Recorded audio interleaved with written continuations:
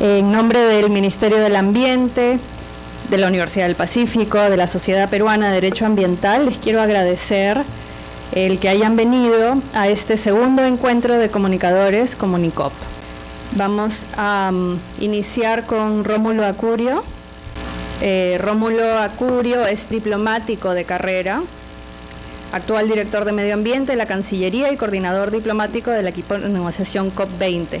Ha sido cónsul general en Dubái, representante alterno del Perú en Naciones Unidas y en Viena, y director de Asuntos Interamericanos de la Cancillería. También ha servido como diplomático en Roma y París. Tiene un diploma de estudios doctorales de filosofía de la Católica, una maestría de Administración Pública de Kennedy School de la Universidad de Harvard y una maestría de filosofía de la Universidad de la Sorbonne, París. Muchas gracias por la invitación para poder hablar con ustedes sobre este evento que se va a realizar en el Perú.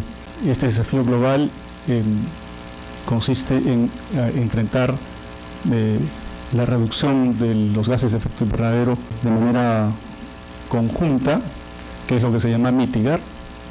La mitigación es el primer concepto importante a tener en cuenta en este desafío global, pero a su vez es también adaptar, es decir, modificar las prácticas industriales, los procesos industriales y las prácticas urbanas para adecuarse a los efectos ya visibles del cambio climático. Entonces, primero mitigación, luego adaptación, luego en tercer lugar, reparación, porque hay situaciones de daño y de pérdidas que ya no significan, o que ya no plantean un problema de adaptación ni de mitigación, sino de compensación, de resolución de un perjuicio que requiere algún tipo de compensación. Entonces, primera gran idea, es un desafío global, ético, político, económico, ambiental, social. Es al mismo tiempo un desafío que plantea responsabilidades comunes pero diferenciadas, como diremos en un momento.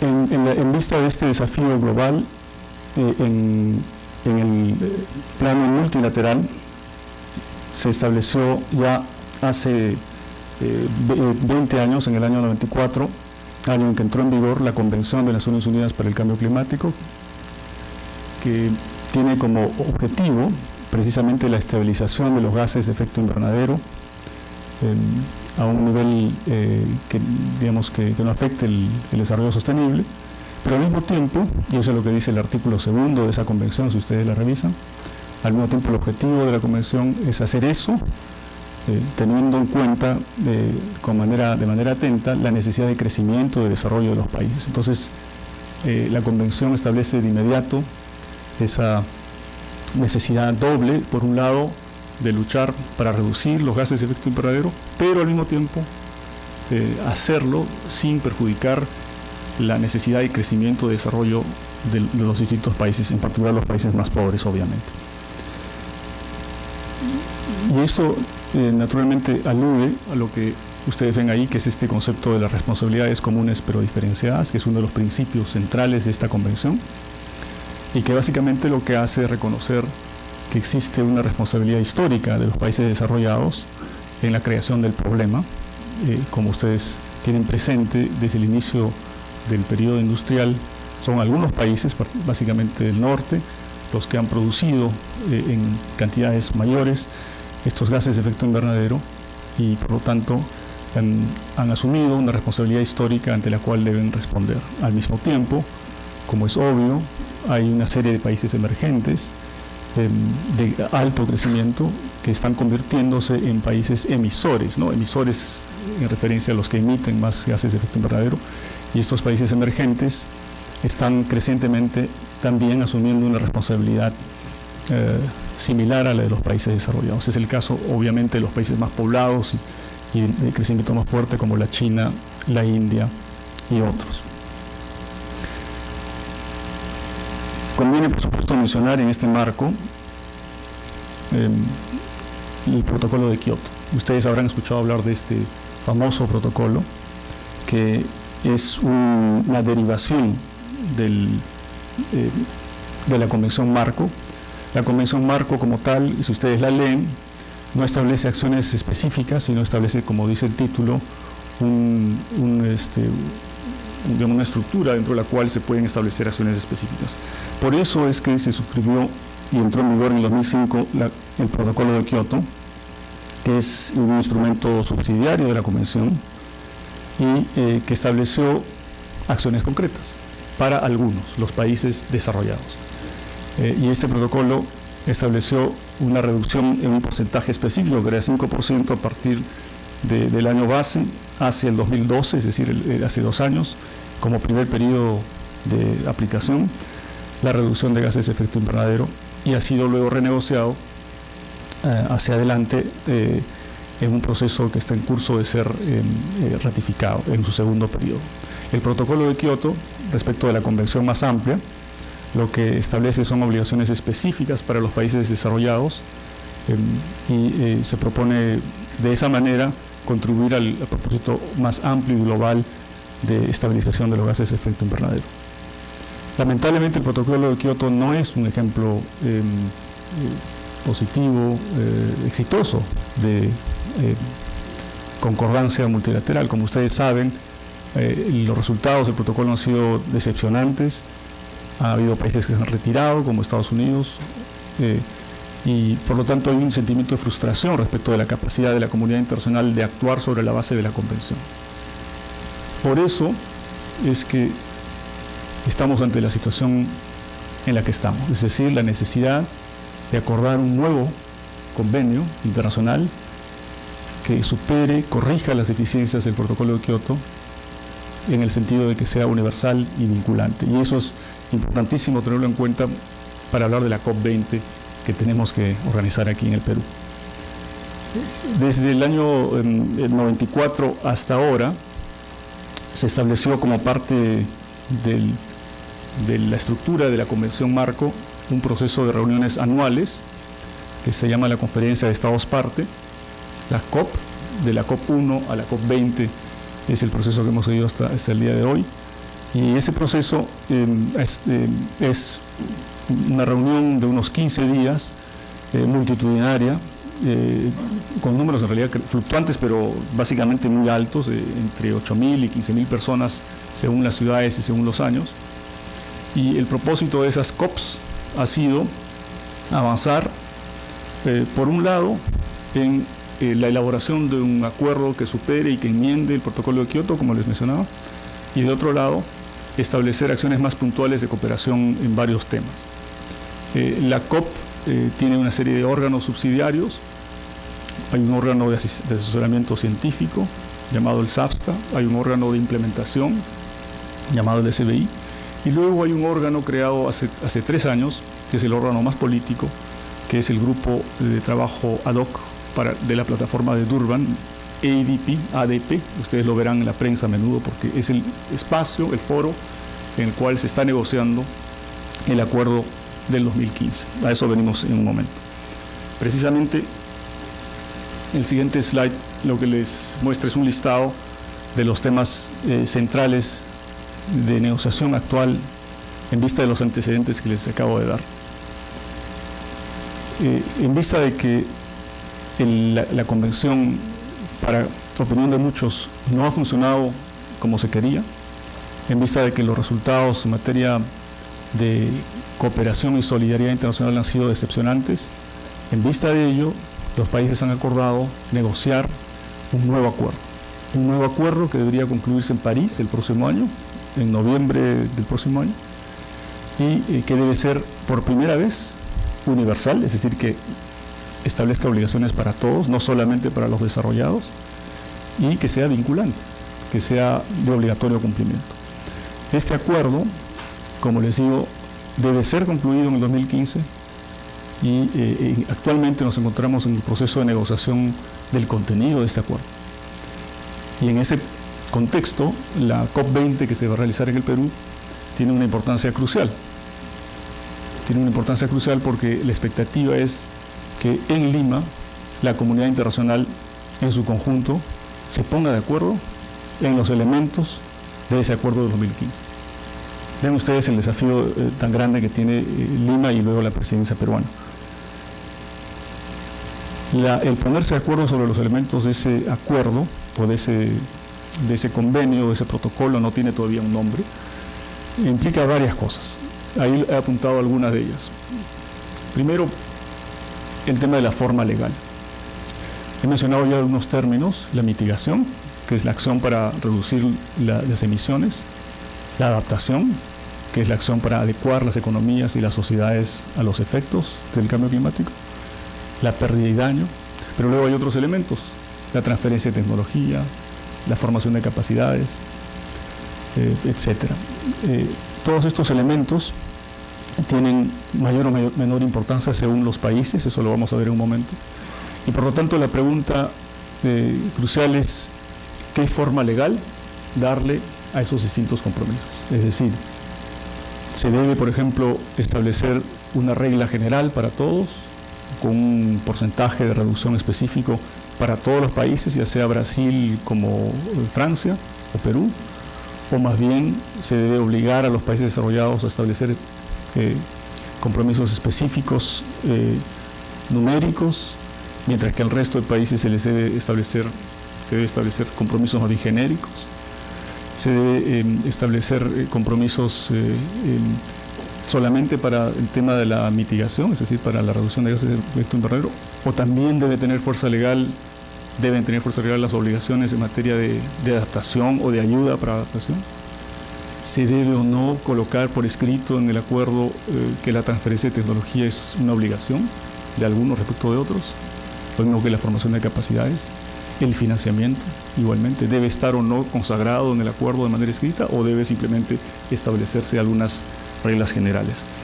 Este es el gran asunto de la forma legal y del balance entre los pilares. Los pilares son estos conceptos que les acabo de mencionar. Otro elemento importante es el de las tomas de decisiones. Ustedes tal vez han asistido a reuniones multilaterales de Naciones Unidas y la mayoría de ellas suelen tomar decisiones por consenso, por unanimidad. Y eso que crea, por supuesto,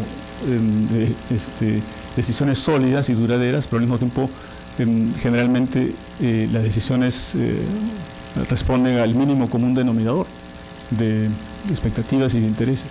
Entonces hay una dificultad general en el proceso multilateral de todos los temas, y en particular en el de cambio climático existe un problema procesal, que es la ausencia de un reglamento de procedimientos plenamente aprobado, en vista de que se funciona de manera provisional con un proyecto de reglamento aprobado. Y por motivos políticos este reglamento no ha podido ser todavía aprobado en este itinerario, ¿no? Entonces aquí se plantean problemas de cómo debe decidirse una y otra cosa, si debe haber o no votación, cuáles deben ser las reglas de esa votación, o si se debe mantener la regla de consenso, ¿no? Eso es un segundo asunto importante, como ustedes ven, políticamente muy cargado. El tema de la ambición. La ambición debe ser, como se ha dicho hasta ahora, estabilizar los gases de efecto invernadero para que el incremento de la temperatura hacia el 2050 sea como máximo de 2 grados centígrados. Ustedes han escuchado esta cifra, este objetivo, que ha sido pero establecida por la entidad de referencia científica en este asunto, que es el IPCC, el Panel Internacional para el Cambio Climático. Este objetivo de los 2 grados es cuestionado por algunos. Algunos dicen que es demasiado exigente, otros dicen que es demasiado laxo. Entonces, el tema de la ambición es crucial. ¿Cuál debe ser el objetivo? Es algo que queda abierto a discusión. Sobre los compromisos de mitigación, de algún modo ya me he referido a eso. ¿Quiénes deben tener compromisos de mitigación? ¿Solamente los desarrollados o también los países en desarrollo? ¿Deben establecerse las reglas de evaluación de esos compromisos de la misma manera? ¿Deben ser esos compromisos comparables entre sí?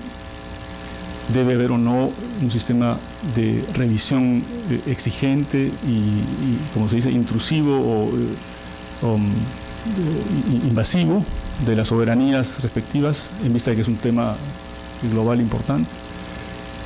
¿Debe o no crearse un itinerario de reducciones año tras año en los próximos 20 años? Hay un montón de preguntas que tienen que ver con los compromisos de mitigación y que de nuevo se refieren a las responsabilidades de unos y de otros. Las acciones de adaptación, igualmente. Es o no una obligación de algunos ayudar a otros a adaptarse. Es o no posible establecer reglas generales para que todos los países introduzcan en sus políticas de desarrollo elementos o programas de adaptación al cambio climático. ¿Se debe dejar eso libre, a la libre decisión de cada país, o debe estar esto consagrado en el acuerdo? Otro gran asunto de discusión. Pérdidas y daños igual. ¿Qué se hace en esas situaciones en las que ya no se puede hacer adaptación, en las que el daño está allí, el perjuicio está allí, y hay que de algún modo compensar a las poblaciones, compensar a los países, establecer seguros hacia adelante, etc.? Es el caso, por ejemplo, de las islas, ¿no? Las islas pequeñas en el Pacífico o en el Caribe, algunas de ellas ya no se enfrentan a un desafío de desarrollo sostenible, sino a un desafío de subsistencia, de existencia, porque la elevación del nivel del mar puede significar su desaparición. Financiamiento público y privado, otro gran tema, quizás el otro gran tema de la negociación. ¿Quién debe pagar? ¿Quién debe pagar para reducir los gases de efecto invernadero, para la mitigación en los países en desarrollo? Los países que no somos responsables históricos de este fenómeno, ¿debemos pagar todo? ¿O debemos recibir la ayuda de los países desarrollados? Este asunto ya ha sido de algún modo zanjado en vista de que se ha creado un fondo, el Fondo Verde para el Clima, GCF, Green Climate Fund, y este fondo, que está en proceso de constitución, que debe constituirse justo este año en el que Perú organiza esta cumbre, debería servir para ayudar a los países en desarrollo a enfrentar la mitigación. Pero obviamente hay muchas preguntas respecto del origen de ese dinero. Si todo ese dinero de los países desarrollados debe ser público, es decir, los estados deben poner ese dinero en ese fondo, o si también, como se ha acordado de algún modo, debe ser dinero privado, es decir, apalancado por los estados, pero proveniente del sector privado de los países más ricos. Hay una serie de preguntas muy complejas en materia de financiamiento que también involucran, por supuesto, el itinerario. ¿Cómo hacer para que los montos de financiamiento se incrementen de aquí al año 2020, que es el inicio esperado del acuerdo que se va a firmar el próximo año? ¿Y cómo hacer que esos incrementos de financiamiento sean esencialmente públicos? Si ese financiamiento debe ser sobre todo para mitigación, o también para adaptación, o también para pérdida y daño. Hay un montón de preguntas, un montón de cabos sueltos, ¿no? Sobre este tema hay que tener presente que en Copenhague, esa famosa COP, que fue un fiasco, que resultó tan mal, ustedes han escuchado hablar del fracaso de la COP de Copenhague. En esa COP, sin embargo, se acordó, los principales actores acordaron que en el año 2020 existiría un fondo de la altura de $100 billones para ayudar a los países en desarrollo. $100 billones es el objetivo financiero para el año 2020. Entonces la pregunta es cómo llegar de aquí a los 100 billones, cómo incrementar año tras año de manera sustantiva para que en el 2020 el fondo tenga 100 billones y luego para que a partir del 2020 ese monto aumente. Parece mucho, 100 billones, pero según muchos estudios, ustedes los pueden chequear, lo que se requeriría en todos los países para mitigar y para adaptarse. Imagínense ustedes el tamaño de las economías china, india, brasileña, en general de América Latina, del África, etcétera, es del orden de trillones de dólares. Entonces 100 billones, que parece mucho, finalmente no es mucho. Ese es otro gran asunto. Iré un poco más rápido. Transferencia de tecnologías. Como en todas las negociaciones internacionales, el tema de la propiedad intelectual es un obstáculo. Se debe vender la tecnología o no se debe vender, se debe entregar la tecnología, se debe crear más bien un pool de colaboración o cooperación tecnológica. Hay una serie de preguntas que se plantean y que tienen que ver de nuevo con la responsabilidad. ¿Hay o no responsabilidad de unos respecto de otros para ayudarnos? La transparencia. Debe haber el mismo nivel de transparencia para los desarrollados que para los países en desarrollo. La transparencia debe ser la misma sobre acciones de mitigación que sobre acciones de financiamiento. Hay un montón de preguntas abiertas en que es necesario negociar. Y los mecanismos de cumplimiento. ¿Debe o no haber sanciones? Gran pregunta en cualquier acuerdo. ¿Se debe o no establecer mecanismos para obligar a los países que no cumplen a cumplir o a pagar, compensar por el incumplimiento. ¿Se debe aplicar esas sanciones solo a algunos o a todos?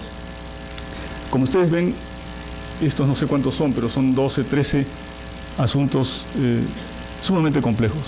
Son un montón de cabos sueltos que tienen que ser cerrados para que ese acuerdo de 2015 pueda funcionar. Y la COP20 en Lima tendrá que hacer un avance sustantivo en cada uno de ellos. Más aún, tendrá que crear el balance entre todos ellos para que la comunidad internacional, a partir de enero del próximo año, esté en condiciones de negociar los detalles y de firmar el acuerdo.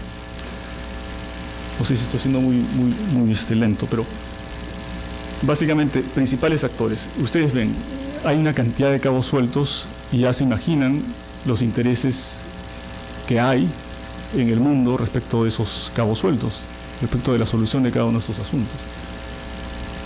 En primer lugar, los principales países emisores, naturalmente Estados Unidos, la Unión Europea y China en primer lugar, en términos numéricos.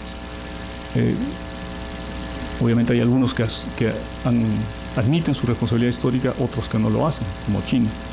Entonces hay intereses políticos, pero por supuesto hay intereses de los sectores privados de estos principales emisores. Imagínense ustedes el costo económico que implica la modificación de ciertos procesos industriales o ciertas prácticas urbanas para la economía norteamericana. Si el presidente Obama, como ha anunciado, estableciese reglas más rígidas para ciertos sectores o ciertas industrias, pues los costos económicos pueden ser sumamente altos y costos, por supuesto, en competitividad y luego en empleo, etcétera.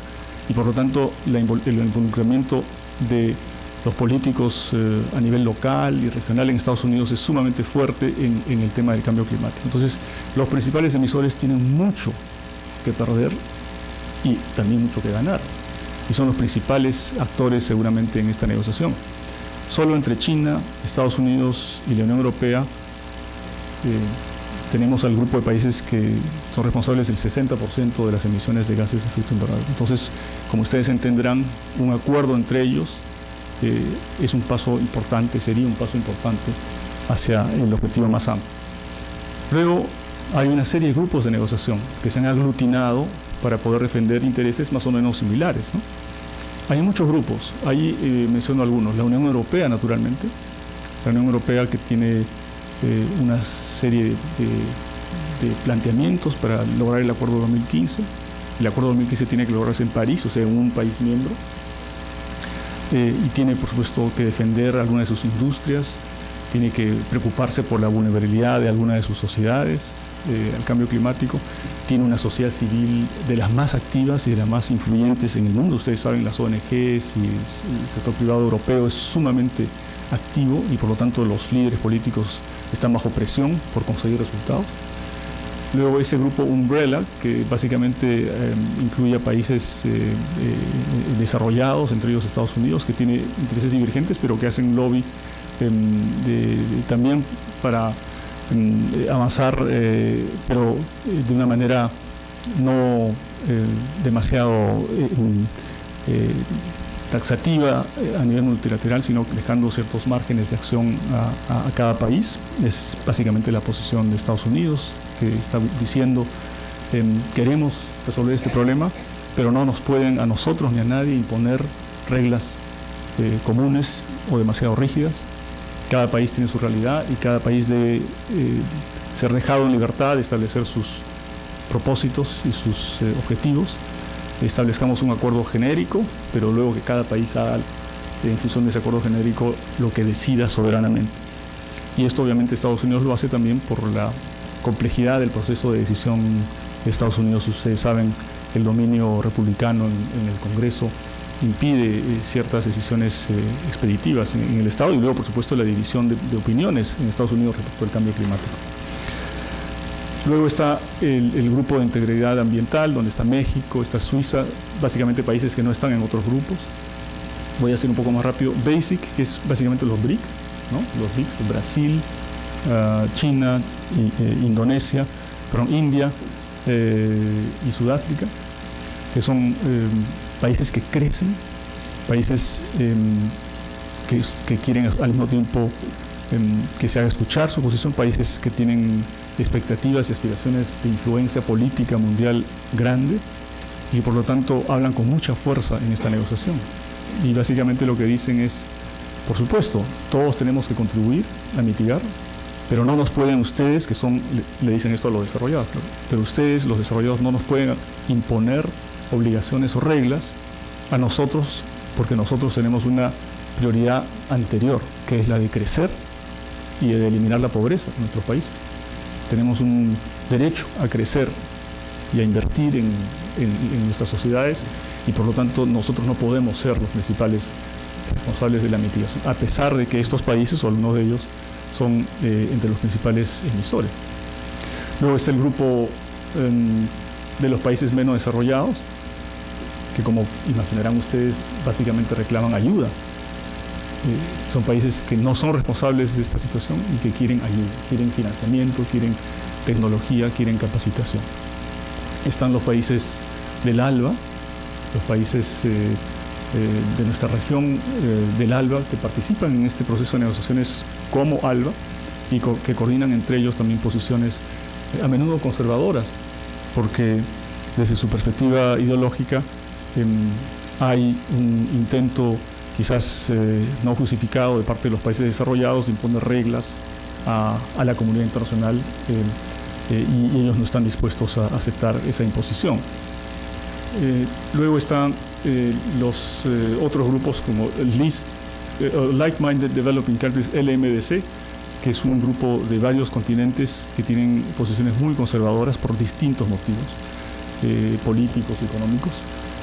AOSIS, que es el grupo de islas, que como les decía tienen una vulnerabilidad altísima y que quizás son entre los más ambiciosos de todo este proceso porque quieren un acuerdo fuerte, un acuerdo que obligue a todos, un acuerdo que resuelva el problema cuanto antes porque para ellos es un asunto de subsistencia, de existencia.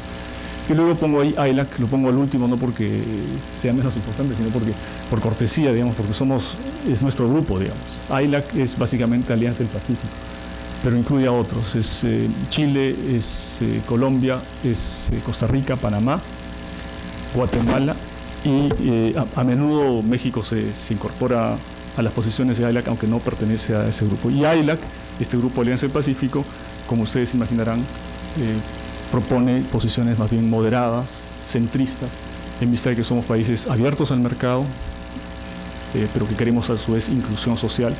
Entonces estamos proponiendo, sí, responsabilidades para todos, pero diferenciadas. Y generalmente proponemos una posición o unas soluciones constructivas, ¿no? Entonces ese es el grupo en el cual participa el Perú en los últimos años. Luego, por supuesto, según los temas hay países más influyentes.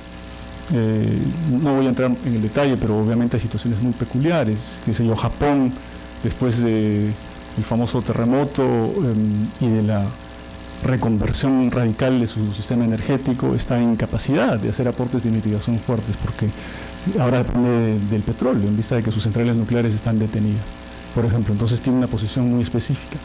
Arabia Saudita o los países árabes que producen petróleo, ¿qué interés pueden tener ellos en que el mundo en general reduzca el consumo de petróleo? No mucho. Entonces tienen intereses específicos también en esta negociación. Lo mismo que muchos otros países, no voy a entrar más en detalle. La Secretaría de las Naciones Unidas la pongo aquí como un actor importante porque son 600 personas, muchas de las cuales van a venir a Lima, de hecho se pasó a fines de año, especializadas en este asunto, se dedican a este asunto y asesoran a los países en posibles soluciones en todos los temas que mencionaba, mitigación, adaptación, financiamiento, etcétera, etcétera. Y es un actor sumamente importante porque es el enlace con la comunidad científica y con los estados también. Y por supuesto las organizaciones de la sociedad civil, que son muchas de ellas muy activas, muy enteradas, muy influyentes y que naturalmente también van a participar en la COP20 en sus propios espacios. Habría mucho que decir aquí, pero quiero ir un poco más rápido, ¿no? Porque creo que se me pasó el tiempo hace rato, ¿no? Bueno, las expectativas, creo que desde la perspectiva de un país como el Perú, un país en desarrollo, básicamente pensamos que pueden ser estas. Por un lado, que se consolide la relación entre clima y desarrollo, ¿no? La idea de que el objetivo de la Convención se cumpla cabalmente. Y ese objetivo, que está en el artículo 2 de la Convención, es, como les decía al inicio, estabilizar los gases de efecto invernadero y al mismo tiempo hacerlo de una manera que no impida y eventualmente aliente el crecimiento y el desarrollo. Por supuesto, avances, en segundo lugar, el avance hacia el texto del acuerdo de 2015. La idea es que para que el acuerdo pueda ser firmado en el 2015, tiene que haber un borrador antes, y idealmente un borrador en Lima. Saben ustedes lo difícil que es llegar a eso, teniendo en cuenta todos esos cabos sueltos que les he mencionado. Luego, anuncios sustantivos de mitigación. Más allá de que haya ese acuerdo o no, la expectativa es que durante este año, ya sea en la cumbre de Nueva York de septiembre o en Lima, los principales emisores anuncien compromisos ambiciosos de mitigación. Que Estados Unidos diga voy a reducir tanto, que la Unión Europea diga voy a reducir tanto, China lo mismo. Es una expectativa central que este año ocurra eso. Lo mismo, por supuesto, el financiamiento. Que ese Fondo Verde para el Clima, Green Climate Fund, se capitalice en un nivel alto, es una de las expectativas principales de este año. Sería una decepción que ese fondo esté medio vacío. Y al mismo tiempo, una expectativa importantísima es que los países desarrollados, como está requerido este año en la COP20, indiquen cómo van a aumentar sus contribuciones desde aquí al 2020. Y luego, progresos sustantivos en otros temas. El Perú quisiera que la COP20 traiga resultados concretos en los otros asuntos. Por ejemplo, que se fortalezca de manera significativa el esquema de adaptación de la Convención, que todavía es de algún modo un pariente pobre dentro de este esquema. ¿Cómo hacer para que Lima produzca un paquete sobre adaptación, un paquete sobre tecnología, un paquete sobre bosques? Son una serie de avances que no tienen que ver directamente con el Acuerdo 2015, pero que implican progresos de implementación sustantivos. Y, por último, anuncios de iniciativas público-privadas. El acuerdo, quizás no lo dije con suficiente claridad, el acuerdo que debe ser firmado en 2015 debe entrar en vigor el 2020.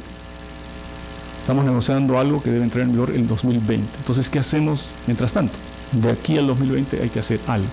Para eso son esos progresos de implementación, pero para eso también son indispensables estas iniciativas con el sector privado y con las ciudades, con los gobiernos regionales a nivel mundial, para que se tomen decisiones en ausencia de un acuerdo. A pesar de que todavía no hay un acuerdo, muchos actores públicos y privados ya tomen decisiones que tengan un impacto sobre la mitigación y la adaptación importantes. Y en esto es sumamente importante la participación del sector privado, de la inversión verde, de las iniciativas de reconversión tecnológica y de procesos industriales a nivel global y, por supuesto, también en el Perú. En este esquema tan grande, las tareas de la presidencia peruana me refiero a la presidencia de la COP, no me refiero al presidente Humala directamente, de la presidencia de la COP, del equipo de la presidencia de la COP, que va a ser ejercida por el ministro Pulgar Vidal, pero que está integrada ese equipo por varios ministerios, entre ellos la Cancillería. Las tareas de la presidencia peruana son varios, ¿no? En un plano regional, por supuesto, consolidar el liderazgo del Perú con sus vecinos. Tenemos vecinos muy activos en esta negociación. Venezuela tiene una posición sumamente activa, Bolivia, Ecuador, Brasil, que duda cabe.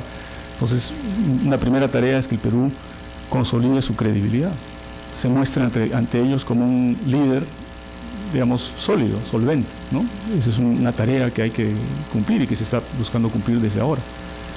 Luego, en segundo lugar, en el plano bilateral, le toca al Perú, como presidente de la COP20, y recibiendo el mandato de la comunidad internacional, le toca al Perú ir a Beijing, a Bruselas, a Washington, a Nueva Delhi, y reclamar de todos esos países ambición, decisiones, compromisos.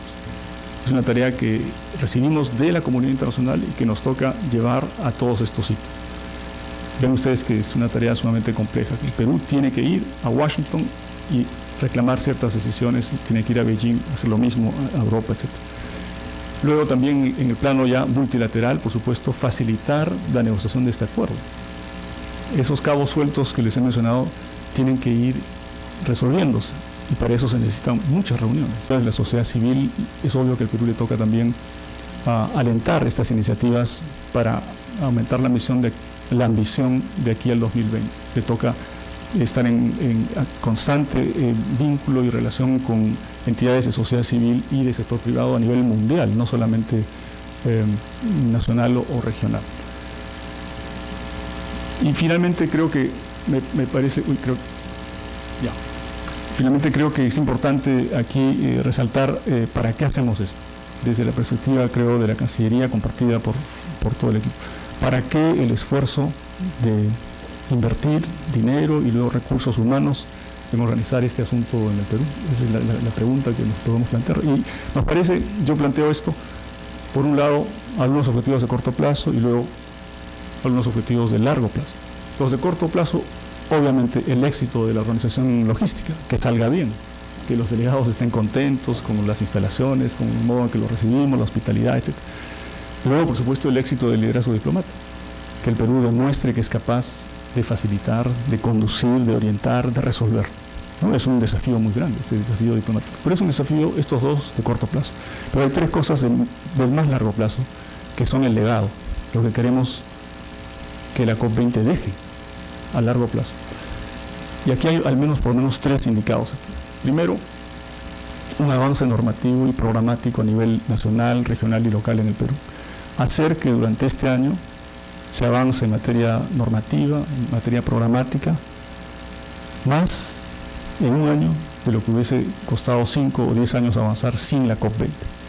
Y eso creo que está en proceso de producirse, porque hay una serie de iniciativas en el Congreso desde ahora.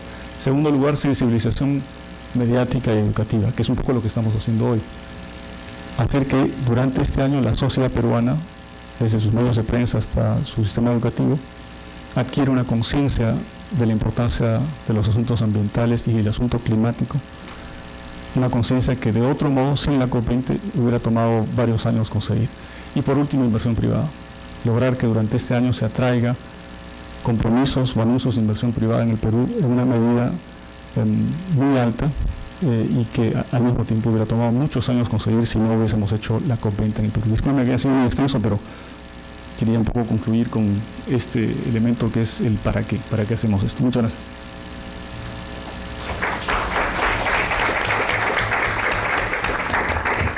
Invito a Vanessa Morales. Vanessa es responsable del componente de comunicaciones y gestión del conocimiento para la COP20 del Ministerio del Ambiente.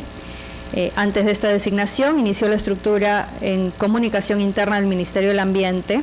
Tiene amplia experiencia en comunicaciones y gestión del conocimiento para proyectos nacionales y regionales sobre cambio climático y desarrollo. Es egresada de la Universidad de Lima y tiene un posgrado en gestión ambiental en la empresa y en la administración pública y en análisis e intervención social y ambiental de la Universidad de Barcelona. Vanessa, gracias.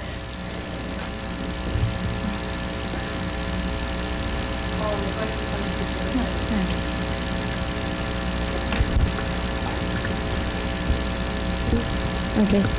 Hola, yo quería retomar un poco lo que habló Rómulo y volver a ponerlos un poco en contexto. Me voy a pasar esto rápidamente, pero para tener una idea también desde la parte de comunicaciones a lo que nos enfrentamos, de lo que tenemos que empezar a hablar, ¿no? Que es de un debate climático global, ¿no? El debate climático global pasa, o ya dejó de ser algo climático en sí, sino ya es un tema de desarrollo, ¿no? Entonces, en este contexto hablamos de la importancia un poco de los temas de la energía, ¿no? Como una de las principales causantes de estas emisiones. Hablamos de que tenemos que adaptarnos a estos contextos y dentro de este contexto hay un tema de negociaciones, ¿no? De internacionales, que es lo que les comentaba Rómulo hace un momento. Y ese espacio de negociaciones sería la COP20. Pero en paralelo a ese espacio de negociaciones, digamos, ya hay cosas que vienen sucediendo. Hay una agenda climática nacional que es la que queremos potenciar este año, ¿no? Y ambas cosas nos van a dejar un legado, tanto nacional como internacional. Y ese legado lo que nos va a traer son oportunidades de desarrollo que también un poco mencionó Rómulo anteriormente. La COP20 es una responsabilidad para todos, pero también es una súper oportunidad. Y desde la parte de comunicaciones es el año en el que podemos llegar a múltiples públicos que de otra manera no hubiéramos llegado, no solamente con el tema de las negociaciones en sí, sino con el tema del cambio climático como un tema transversal. Rómulo un poco ya les mencionó esto. El Perú tiene 3 roles importantes en la COP, que es el de anfitrión, de hacer que las facilidades estén para que recibir a todas las personas, el de la presidencia de la COP y el de país parte, ¿no? Como parte del grupo AILAC. Creo que es importante que conozcamos ya desde lo global y las negociaciones internacionales cómo es que nos estamos organizando a nivel nacional para poder hacer esta parte de país anfitrión, ¿no? Y creo que todos han recibido cuando han entrado la hoja de ruta de la COP. Entonces, no sé si todos la tienen, ¿sí? Básicamente aquí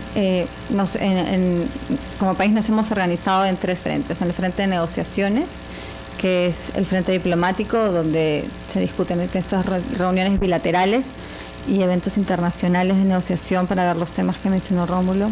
Luego está el frente público, que es el frente que tiene este relacionamiento con todos los diferentes actores de interés, que serían los pueblos indígenas, el sector académico, ONGs, sector privado, grupos de jóvenes, de mujeres, y la organización y logística, ¿no? Que ella es hacer las facilidades del evento. Y de manera transversal está la parte de comunicaciones y gestión del conocimiento y la agenda climática interna. En la hoja de ruta pueden ver un poco cuáles son los pasos que se va a seguir para cada uno de estos frentes. La parte de organización y logística es habilitar el espacio, no solamente para las negociaciones en la parte oficial, que va a ser en el Pentagonito, sino también en la Villa Climática, que es el espacio para la sociedad civil. Y bueno, la coordinación de todos los servicios conexos que requiere este evento, ¿no? Que se espera que lleguen entre 12.000 y 15.000 personas en 15 días, para lo cual evidentemente vamos a tener un tema para organizar alojamiento, organizar transporte. O sea, son un montón de cosas que tienen que estar listas para ese momento. El frente público, como mencionamos, es una identificación y mapeo de los actores. Van a haber unas reuniones específicas con cada uno de estos frentes, porque la idea es que el gobierno la idea es que haya este intercambio entre los aportes que puedan dar cada uno de estos grupos hacia las negociaciones y haya un feedback, ¿no? Entonces la presidencia genera estos espacios y además otros eventos generados por cada uno de estos grupos de interés. Voy a sentar la parte de comunicaciones. Luego tenemos el frente de las negociaciones que explicó Rómulo y la agenda climática interna, que como dijimos antes, lo que busca es saber cuáles van a ser las contribuciones que vamos a dar como país ante las negociaciones internacionales y acelerar esta agenda climática. Ya hay una estrategia nacional de cambio climático que se está actualizando, hay un proyecto de ley sobre cambio climático. Entonces la idea es que este año se aceleren todos los procesos posibles para tener esta agenda a largo plazo, ¿no? La COP es una oportunidad. Y desde el frente de comunicaciones y gestión del conocimiento, lo que buscamos es en este año intentar posicionar algunos temas de interés que hemos identificado, que son bosques, agua, glaciares y montañas, ciudades sostenibles y el tema de la energía. Entonces, tenemos 2 miradas de la parte de comunicaciones, ¿no? La mirada internacional y la mirada nacional. En la mirada nacional, digamos, queremos posicionar estos temas y a nivel internacional posicionar al país como un referente en temas de cambio climático, como un líder en temas de cambio climático. Entonces, es una oportunidad también para sensibilizar y crear conciencia, ¿no? Para generar un intercambio de información y generar debate público a través de esto. Entonces, en las líneas de trabajo, un poco lo que venimos desarrollando ya es ese posicionamiento de los temas que les mencioné anteriormente, generando contenidos para cada uno de ellos y además informando sobre todos los avances en lo que es el tema de las negociaciones. Para ello vamos a tener una plataforma que es una página web oficial de la COP. Por ahora tenemos la página web dentro de la web del Ministerio del Ambiente, que es el minam.gov.p/COP20, y además el tema de las redes sociales. Además vamos a tener espacios en radio, en televisión y en prensa, ¿no? Como dijeron antes, también es una oportunidad para sensibilizar a la población y generar conciencia ambiental. Y este año vamos a implementar 2 campañas. Hay una campaña es una iniciativa en realidad, porque es una iniciativa a largo plazo y lo que queremos es que vaya más allá de la COP. Y es una iniciativa sobre compromisos con el clima, que luego vamos a entrar en detalle sobre eso. Y también queremos trabajar, este año es un año importante porque es un año de elecciones, y queremos trabajar con los gobiernos locales para que el tema del cambio climático esté incluido en sus agendas. Y además también vamos a entrar al tema del cambio climático por cómo le afecta a la población a través de entretenimiento, ¿no? Un tema importante es el trabajo del fortalecimiento de capacidades, tanto de comunicadores en espacios como este, y el trabajo con periodistas. Este trabajo va a ser durante todo el año. Los Comunicops están pensados para hacerse cada 2 meses, bajo una agenda temática tanto de las negociaciones como de los temas transversales. Y la idea es que tengamos las herramientas, o tengamos la información, pero también herramientas para poder comunicar mejor, ¿no? Y en el tema de periodistas vamos a trabajar también talleres de capacitación y fortalecimiento durante todo el año. La idea es vamos a trabajar no solamente con la prensa nacional, sino también prensa regional e internacional. Además vamos a tener otros espacios de trabajo con líderes de opinión para mantenerlos informados sobre estos temas. Es muy importante que este tema esté en agenda durante todo el año y que llegue al mayor público posible. Para ello los medios de comunicación son una vía estratégica y vamos a trabajar de la mano con ellos todo el año. Bueno, vamos a tener un plan de medios y además vamos a tener un monitoreo de la opinión pública. La mayoría de personas no conoce bien el tema del cambio climático porque es un tema complejo en sí de entender, tiene muchas variables, y la idea es que con la información que demos este año, la opinión pública en general pueda ser mucho más consciente de cómo el cambio climático le afecta y cómo cada uno también puede ser parte de la solución de alguna manera y movilizar. Vamos a realizar varios eventos, hay una agenda que de pronto vamos a compartir con ustedes. Y bueno, y la presencia del logo de la COP durante todo el año va a ser súper importante. Lo van a poder utilizar en los eventos que realicen y en otros espacios. En la parte de gestión de conocimiento, que está muy articulada el componente de comunicaciones, partimos de la idea de que gestión de conocimiento, desde el punto de que existe ya mucho conocimiento en las diversas organizaciones, ¿no? En ONGs, cooperación, hay proyectos desde el sector privado también, y la idea es que este año se visibilicen y sirvan como herramienta para la toma de decisión y el debate público informado. Entonces, desde la organización lo que buscamos es sistematizar un poco este conocimiento y transformarlo en formatos que sean de muy fácil entendimiento y difusión. Pero la idea es que cada uno ya está haciendo esto por su lado, ¿no? No pretendemos ser los que vayamos a centralizar esta información, sino lo que queremos es que a través de esta iniciativa todos puedan compartir la información que tienen a través de este sello, ¿no? de gestión de conocimiento de la COP, y que generemos una red articulada y además podamos intercambiar este conocimiento. Para ello vamos a financiar estudios cortos durante este año y vamos a generar espacios para compartir este conocimiento de los estudios y de otros temas clave que sean sistematizados. Y además vamos a tener una estrategia digital para compartir ese conocimiento. Va a haber una página web y unas redes sociales por donde vamos a compartir esa información. Y hacia finales de año, para la COP20, vamos a presentar un fondo de investigación sobre cambio climático. Ambas cosas consideramos que van a ser un legado, ¿no? Para el país. Sobre la parte de gestión de conocimiento, la idea es que este fondo acompañe todo lo que viene con la agenda climática interna y la de sostenibilidad también a largo plazo. Y desde la parte de comunicaciones, pues la idea es llegar al mayor público posible con este conocimiento, ¿no? Bueno, yo solo les planteo la pregunta finalmente de un poco cuál es el legado que ustedes también quieren dejar, ¿no? Porque esta es una iniciativa y es una parte del trabajo a realizar este año, ¿no? Cada uno desde sus organizaciones creo que también tienen el reto de aportar a este proceso, ¿no? Entonces, solamente les dejaba con la pregunta de un poco cuál quieren que sea el legado por parte de ustedes. Y con eso también ya un poco doy entrada a Natalia Villalón, que va a presentarles un poco una campaña insertada en la estrategia de comunicaciones. Gracias.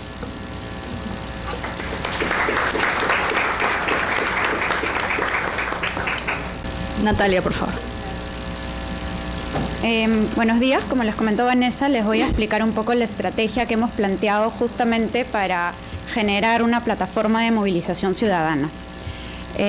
Volviendo a lo que conversaban tanto Rómulo como Vanessa, nosotros tenemos un gran reto y el reto es acercar la COP20 a los ciudadanos, ¿no? Y también los temas que se van a discutir y además al ciudadano de a pie. Aquí estamos frente a un público, una audiencia que ya maneja los temas, que ya tiene cierto acercamiento o mucho acercamiento, pero sin embargo trasladar esto y trasladar este tema tan complejo al resto de peruanos es complicado, ¿no? Hay que explicarles, hay que ver cómo llegamos a ellos, cómo conectamos este tema con su día a día. Antes de entrar a qué estrategia hemos planteado nosotros y además donde nos gustaría también recoger un poco sus opiniones, sus sugerencias, es importante ver cuál es el punto de partida.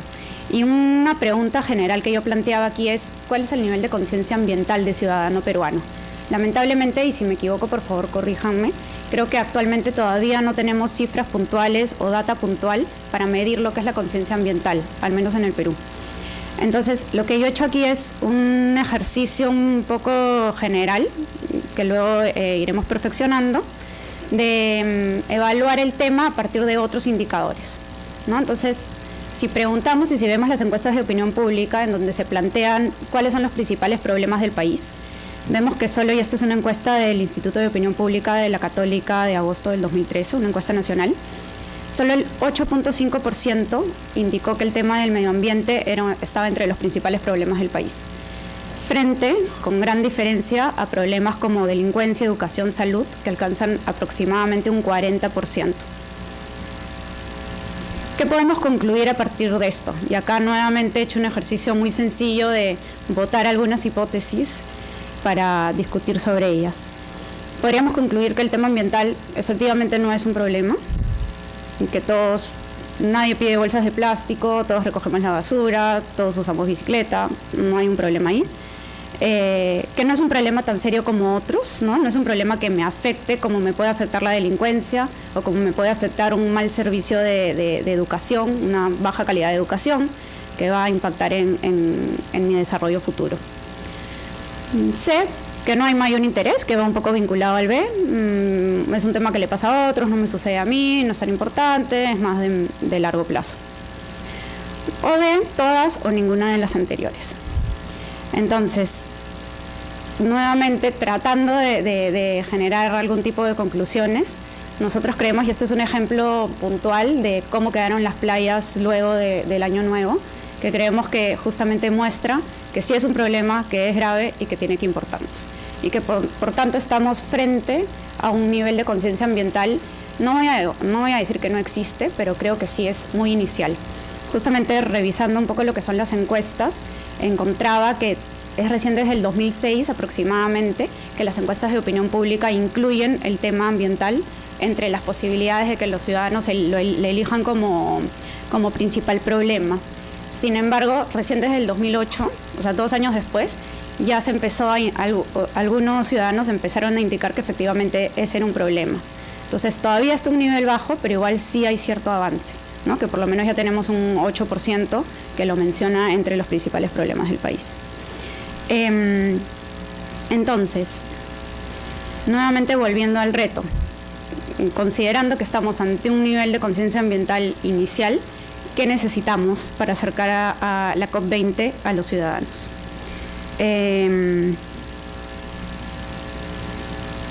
Hay que empezar por generar conciencia, como lo dijo Vanessa, y conciencia sobre temas ambientales y acercar la problemática al ciudadano, que no sean temas que se vean lejanos, y esto, bueno, todos lo sabemos y probablemente todos lo hemos discutido. ¿Qué buscamos nosotros a través justamente de esta iniciativa que se complementa muy bien con todas las cosas que Vanessa les ha comentado, que se va a hacer también desde el componente de comunicaciones?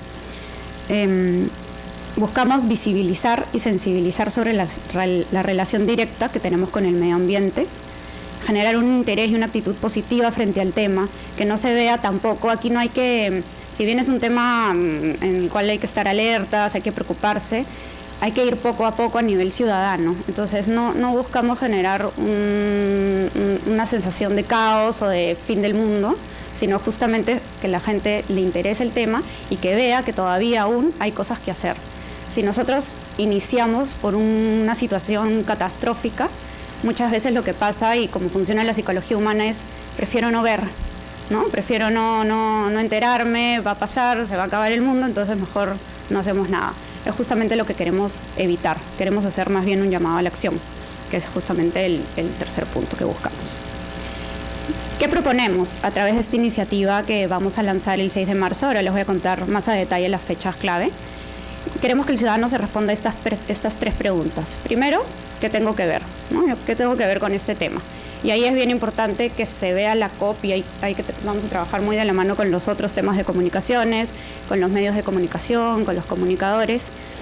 Hay que humanizar la relación con el medio ambiente, ¿no? Hay que acercarlo al nivel o casi tan cerca como sentimos el tema de inseguridad ciudadana o el tema de los servicios de salud y de educación. Hay que luego ir al siguiente nivel, que el ciudadano una vez que sepa que tiene un nivel de relación con el medio ambiente y que es consciente de que existe esa relación, se pregunte qué puedo hacer. Y en el qué puedo hacer, nosotros vamos a brindar información precisa y útil sobre qué puede hacer el ciudadano en 7 temas clave que son agua, energía, biodiversidad, agricultura, huella de carbono, residuos sólidos. Y transporte sostenible, perdón, faltaba uno.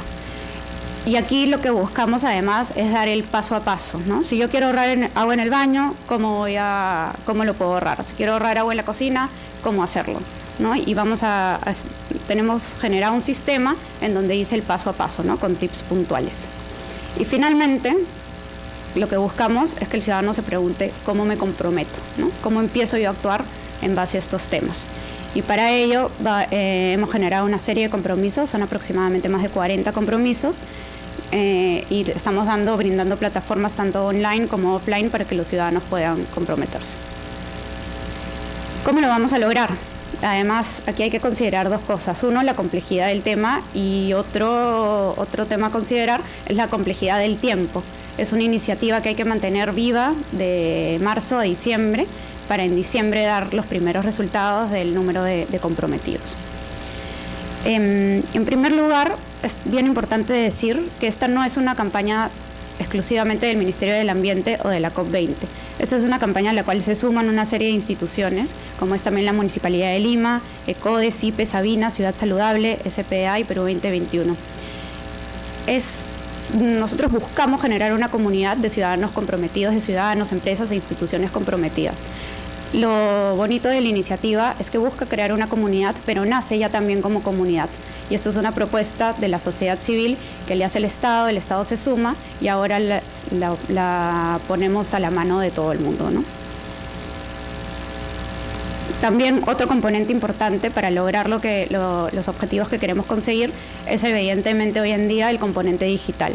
Entonces para ello hemos generado una web que es altamente interactiva, que va a permitir ver cómo vamos avanzando en el número de compromisos, porque además aquí queremos generar la idea de comunidad, ¿no? Que la gente vaya viendo que cada vez somos más personas, que cerramos el agua mientras nos lavamos los dientes, que nos bañamos en 5 minutos, en fin.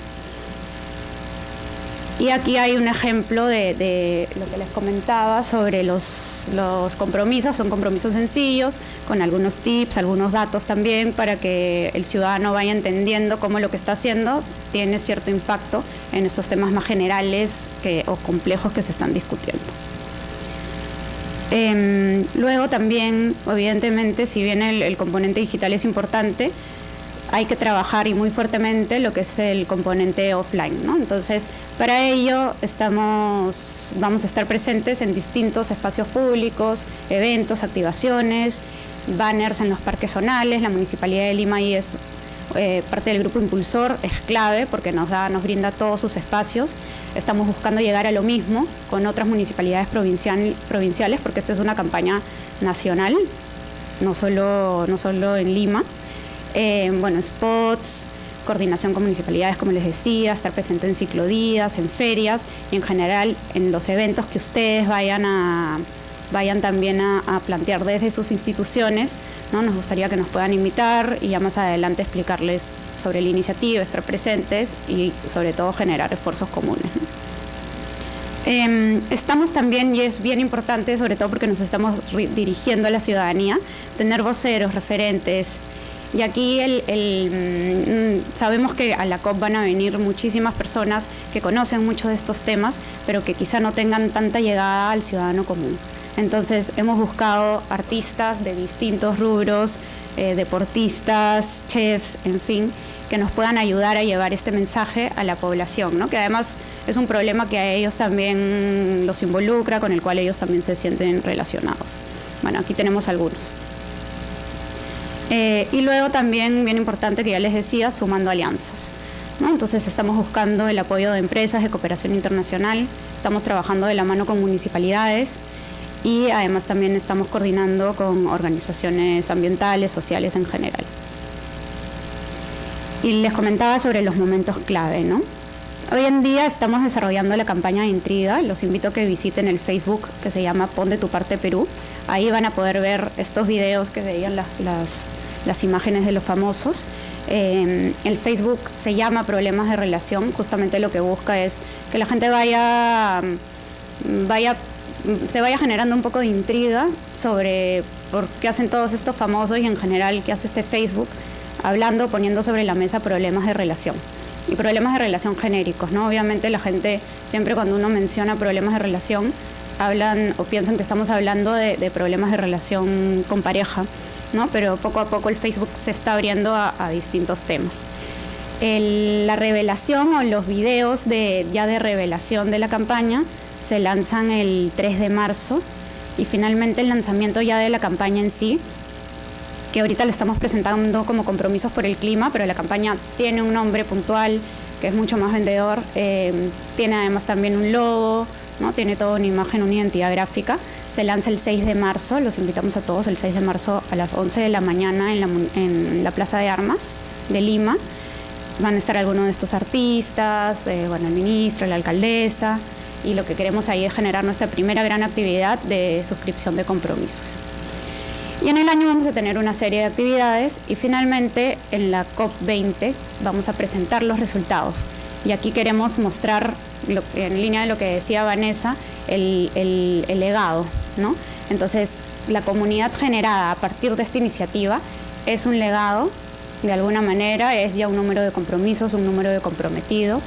Además, no solo un número de compromisos a nivel de ciudadanos, sino también de empresas. Las empresas que se suman a esta iniciativa tienen que comprometerse a algo y tienen que comprometerse a algo además que esté vinculado a su gestión directamente. No pueden comprometerse a cosas que no sean vinculadas con su core, ¿no? Con su negocio.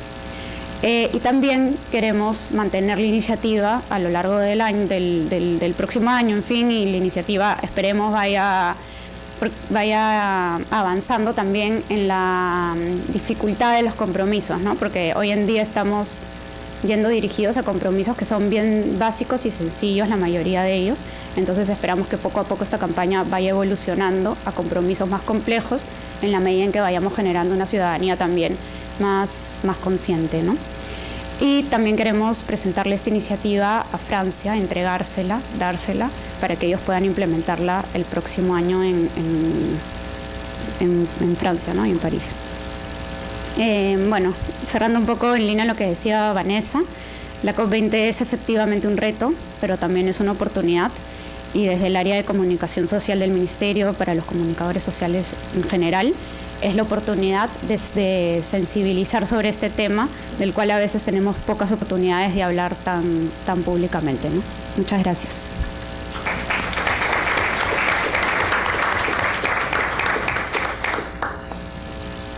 Muchas gracias, Natalia. Justamente Comunicop es un espacio para aprender qué es lo que estamos haciendo para comunicar mejor esto, aprender cómo se están llevando las campañas. Por eso invito a que en las futuras conversemos las ideas y si también tienen algo que presentar, es valioso. Bueno, vamos a intentar con Miriam.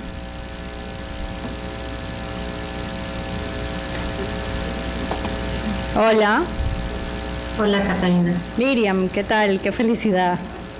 Mil disculpas. No, está bien. Pero aquí tengo que defender a la Universidad del Pacífico. Es Skype, el que no es confiable. Sí, no hay ningún problema. Encantada de estar con ustedes. Muchas gracias. Bueno, ya les había dicho la biografía de Miriam. Solo para cortar, porque estamos con el tiempo y queremos preguntas del público también. Miriam tiene una gran experiencia en negociaciones en las COP. Ella estuvo en la COP 16, participó en los procesos de la COP 16 y 17 y es esa experiencia la que nos va a contar hoy, ¿verdad, Miriam? Muchas gracias, Sí. les dejo.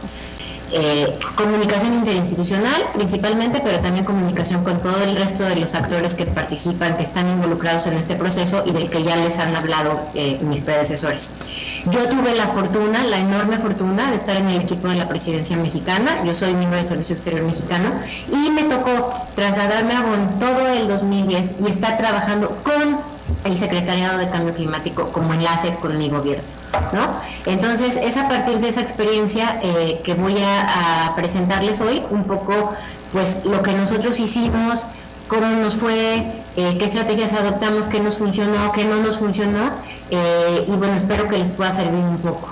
Como todos ustedes han dicho, sí, es de verdad un gran reto. Yo creo que uno de los retos más grandes que puede enfrentar cualquier país que participa en procesos multilaterales, pero bueno, también es efectivamente una enorme oportunidad en muchos sentidos. Oportunidad desde darse a conocer como país, ¿no? De dar a conocer los planteamientos que uno tiene como país, inclusive dar a conocer el país en términos turísticos, de inversión, etcétera, porque adquiere mucha visibilidad, el país adquiere mucha visibilidad con las COPs, y también es una oportunidad pues de hacer un aporte real a este proceso que es, pues yo creo que el reto más importante que enfrentamos todos los seres humanos como comunidad, ¿no?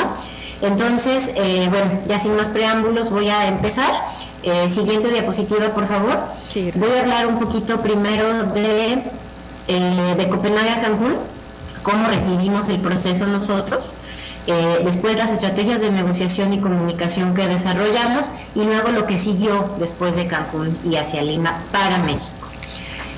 Siguiente, de Copenhague a Cancún. ¿Qué pasaba? Al terminar la COP 15, teníamos el Acuerdo de Copenhague. El Acuerdo de Copenhague, como ustedes saben, pues la conferencia de Copenhague había sido, dicho muy honestamente, todo el mundo lo reconoce, un fracaso. Había representado una gran decepción tanto para los negociadores como para la sociedad civil y para el público en general, y entonces México hereda un proceso que pueden avanzar con el regreso México hereda un proceso que tenía pues graves problemas, ¿no? Lo primero que hicimos fue reconocer la gravedad del problema de cambio climático y del problema a nivel de la negociación, ¿no? Todo el mundo sabía que teníamos que actuar, pero había una enorme falta de confianza entre las partes y en el proceso multilateral. Digamos que pues ya nadie confiaba en Naciones Unidas. Siguiente. Y había falta de confianza de los grupos de interés, que me imagino que Rómulo ya les explicó un poquito.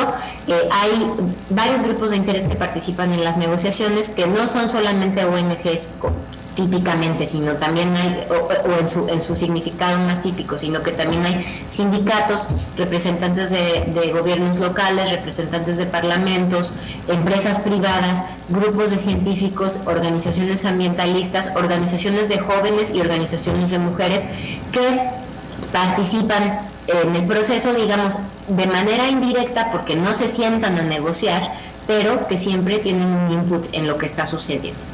¿Qué hizo México? Pues recibimos el paquete y entonces dijimos, bueno, lo que tenemos que hacer es reconstruir la confianza y a través de la transparencia, la apertura y la inclusión.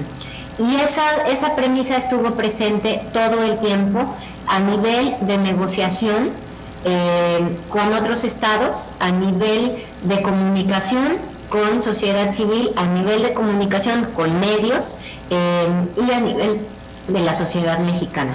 Siguiente.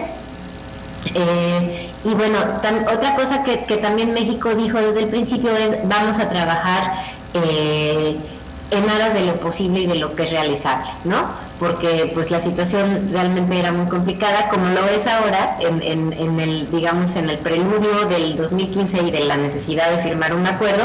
Y entonces pues haremos nuestro mejor esfuerzo, y lo hicimos, pero tenemos que trabajar, digamos, con los pies sobre la tierra y pensando en lo que se puede lograr.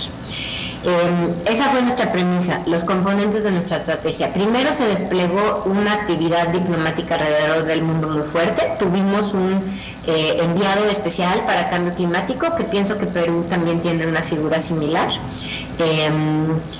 Él se dedicó a viajar por todo el mundo para primero escuchar cuáles eran, qué planteamientos había, no solo por parte de los gobiernos, sino por parte de distintos grupos en distintos países. Siguiente. Y por otro lado, hubo consultas informales siempre a todos los niveles, con negociadores, con jefes de gobierno, con grupos específicos. Por ejemplo, en el caso de México, igual que en Perú, tenemos una comunidad indígena importante, numerosa, y que tiene mucho que decir sobre el problema del cambio climático. Entonces, desde el principio se decidió que íbamos a trabajar en consultas informales con ellos, que pudieran alimentar el proceso y un poco guiarnos sobre por dónde estaba el acuerdo que lograríamos en Cancún. Esa es la fotografía del embajador Luis Alfonso de Alba, que fue nuestro representante especial para cambio climático, que de verdad lo único que hizo durante el 2010 fue viajar por todos lados para hablar con todo el mundo, o con la mayor cantidad de gente posible. Siguiente. Bueno, en Cancún, ya que llegamos a Cancún, después de haber desplegado esta estrategia en la que trabajamos pues, con distintos grupos, ¿qué se hizo? Se continuó y se intensificó esta estrategia de inclusión, de transparencia, de diálogo, y realmente esa fue la clave de nuestro éxito, del éxito colectivo de la comunidad internacional en Cancún, porque no hubo, de Copenhague veníamos todos muy desconfiados porque había habido muchas sesiones a las que no habían sido invitados todos los países. Se había invitado, digamos, a los global players o a los países que tienen más emisiones, o se había hablado a lo mejor con un grupo de sociedad civil, pero no se había hablado con otro, etcétera.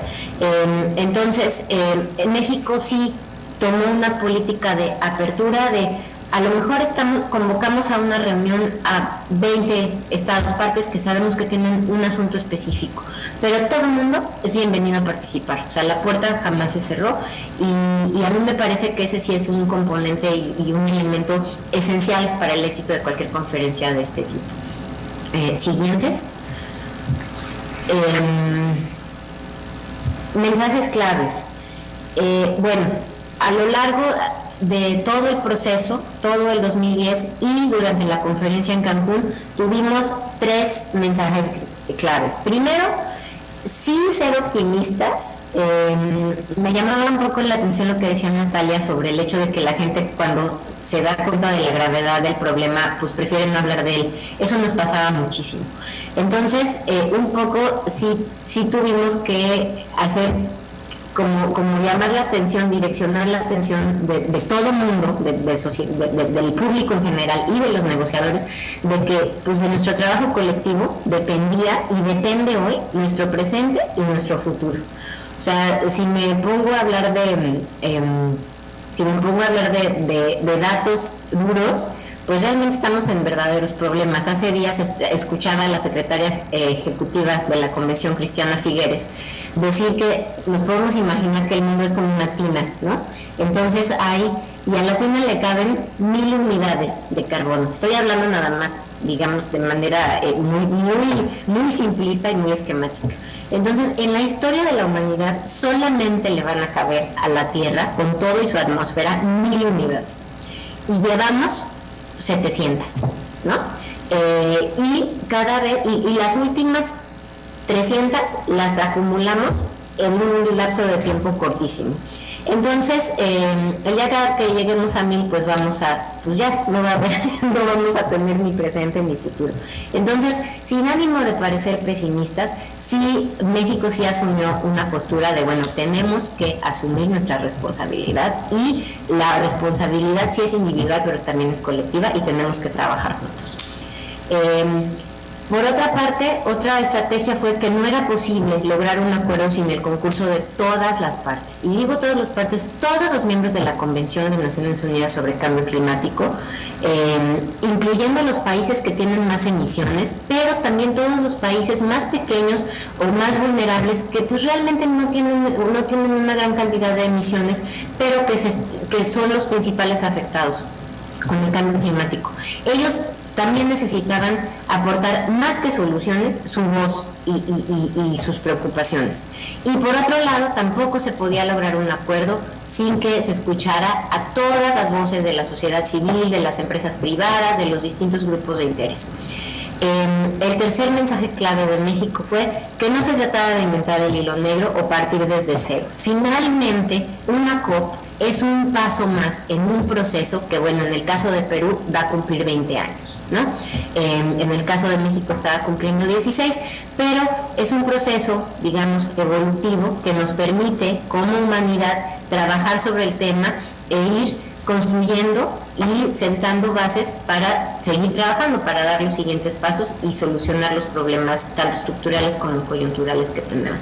Entonces, en vez de agobiarnos, por ejemplo, ahorita, en vez de agobiarnos, en París necesitamos firmar un nuevo acuerdo. Bueno, sí se necesita firmar un nuevo acuerdo, pero ese acuerdo se puede y se tiene que construir sobre la base de las discusiones que tenemos. Y por eso Perú es tan importante, por eso Lima es tan importante, porque, digamos, es un paso fundamental, el paso previo para la firma del acuerdo.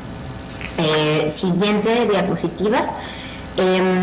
Tuvimos distintas estrategias de comunicación con distintos grupos. No era lo mismo la estrategia con los líderes políticos que con los negociadores en general, que con los distintos grupos de interés y con el público en general, a pesar de que los mensajes sí eran los mismos para todos, ¿no?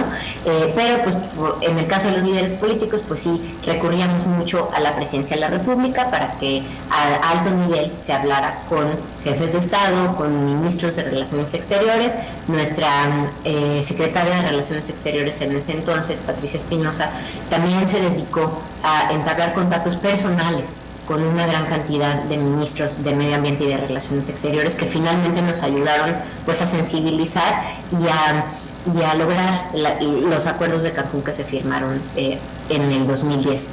Otra estrategia con los negociadores, que era ser muy, muy transparentes sobre lo que queríamos, sobre lo que estábamos poniendo en la mesa de negociación, que por parte de México no era nada.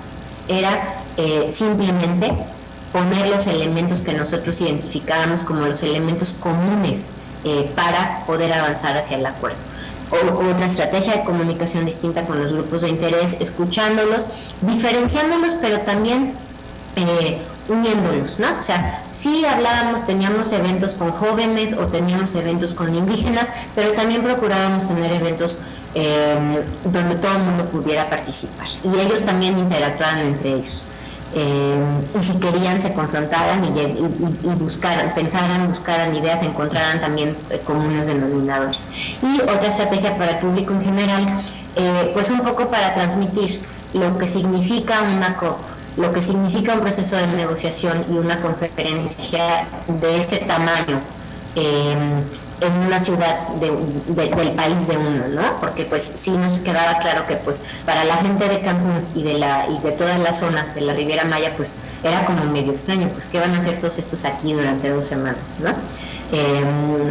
Entonces sí, también desarrollamos una estrategia de comunicación para el público en general. Siguiente diapositiva. Llegó el 10 de diciembre del 2010 y pudimos adoptar los acuerdos de Cancún.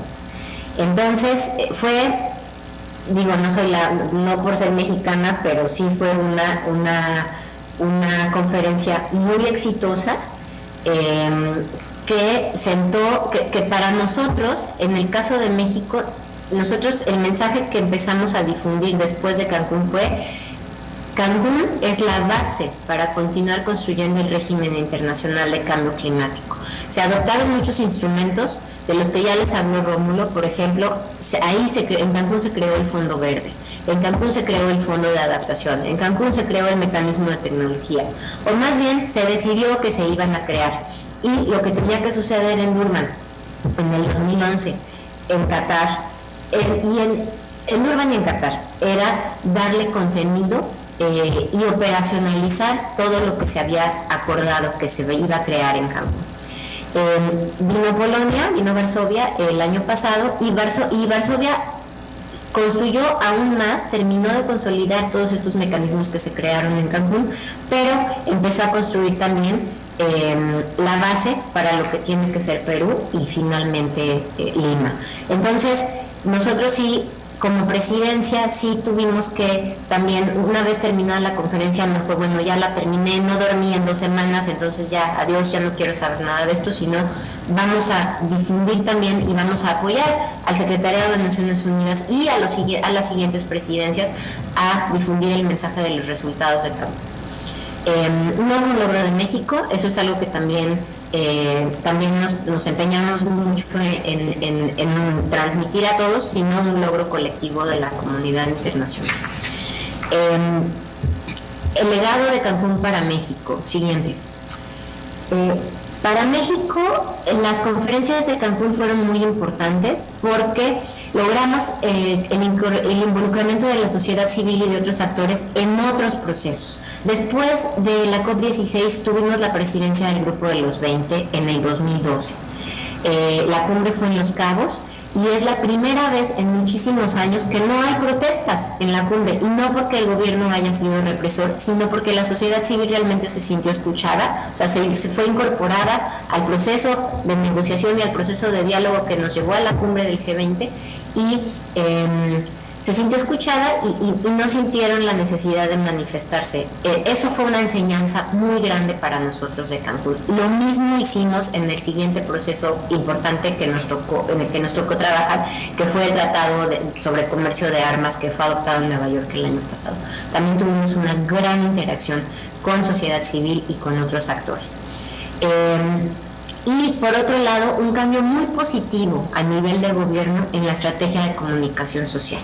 Digamos, yo creo que todo el gobierno mexicano se volvió mucho más sensible a la necesidad de transmitir los mensajes de manera muy clara, muy sencilla, sin complicaciones, y de manera directa para toda la población.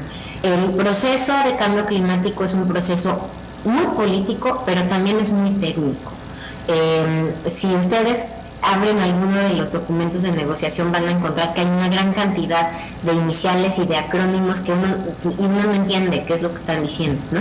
Entonces, México sí, a nivel de gobierno sí hubo un aprendizaje muy grande sobre la manera en la que tenemos que comunicar el trabajo que hacemos a la sociedad, que finalmente es la que paga nuestros salarios con sus impuestos. Por mi parte, eso es todo. Les deseo muchísimo éxito a todos ustedes, a los negociadores, al equipo de la presidencia, a los comunicadores, a la sociedad civil. Realmente sí, creo que esas palabras son muy sabias. Es un reto, pero es una enorme oportunidad, y bueno, estoy segura de que ustedes la van a saber aprovechar muy bien. Gracias, Miriam. Vamos a dirigir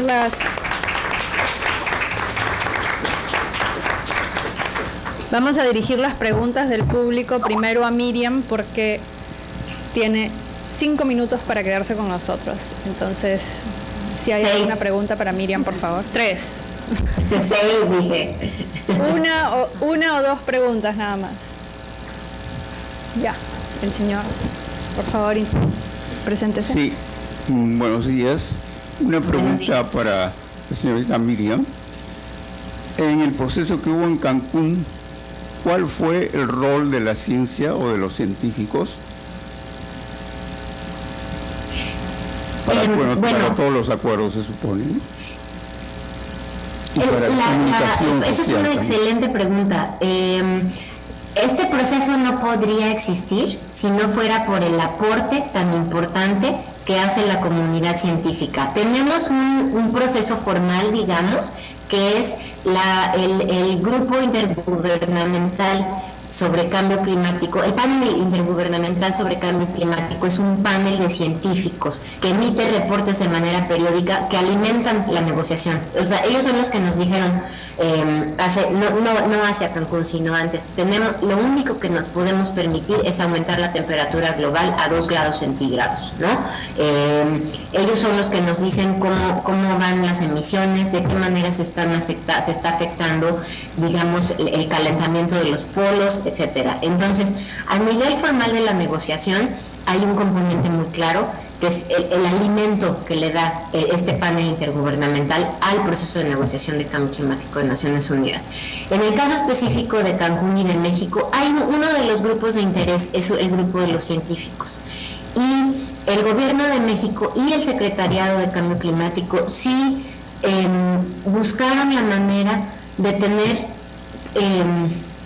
tener acercamientos muy concretos sobre temas específicos con la comunidad científica. Por ejemplo, las metas de mitigación. Necesitamos que los científicos nos ayuden a, digamos, primero entender cuántas emisiones puede haber en un determinado país, qué tipo de gases son los que a los que hay que poner mayor atención. Y por otro lado, de qué manera se pueden contrarrestar los enormes problemas que ya se están viviendo, ¿no? Tenemos la enorme fortuna, en el caso mexicano, de contar con el Premio Nobel de Química, el doctor Mario Molina, que, bueno, hoy tiene en México, regresó a México después de recibir el premio, y eso nos da mucho gusto. Hoy tiene el Centro Mario Molina sobre cambio climático, sobre investigación climática, y sí, su centro y toda la red de científicos con las que él trabaja también nos ayudaron muchísimo a entender el problema y a plantearnos por dónde está la solución. Cualquier innovación científica, cualquier innovación tecnológica, que finalmente hoy de eso es de lo que se trata, ¿no? De buscar que la tecnología nos ayude a mitigar el cambio climático y adaptarnos a él, tiene que pasar invariablemente por el aporte de la ciencia. Entonces, en efecto, es un grupo muy importante, yo diría que esencial, y es importante, pues, acercárseles, tener la humildad de escucharlos y pues pedirles su apoyo en la búsqueda de soluciones. Miriam, ¿quieres responder una pregunta más? Sí, claro. Una más, por favor.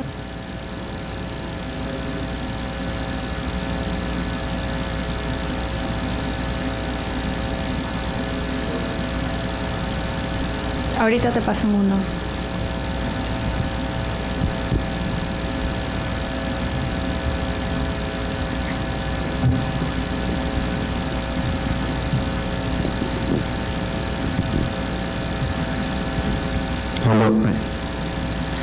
Bueno, ¿qué tal, Miriam? Te saluda Milton López. ¿Qué tal? Yo trabajo en una agencia de comunicación indígena y justamente mi pregunta viene a eso. ¿Qué tal fue la relación en tu papel, ¿no?, como mediadora con los pueblos indígenas? ¿Cómo fue que te comunicaste? ¿Qué serie de actividades realizaste para que puedan expresar su voz, ¿no? Muchas gracias. Yo específicamente no tuve una relación directa con los pueblos indígenas, pero te puedo compartir la experiencia, porque la conozco muy bien, del negociador principal mexicano y del equipo que se encargó de la atención a los pueblos indígenas. El embajador Luis Alfonso de Alba, a lo mejor por formación, porque venía de Ginebra, donde había sido presidente del Consejo de Derechos Humanos y donde había trabajado varias cuestiones indígenas y migratorias, tenía ya establecidos contactos con organizaciones indígenas, no solo en México, sino en otras partes del mundo. Entonces, él siempre hizo mucho énfasis en la necesidad de que trabajáramos con las poblaciones indígenas, que, como siempre, lamentablemente son los más afectados con este tipo de problemas, ¿no? O sea, son uno de los grupos más vulnerables.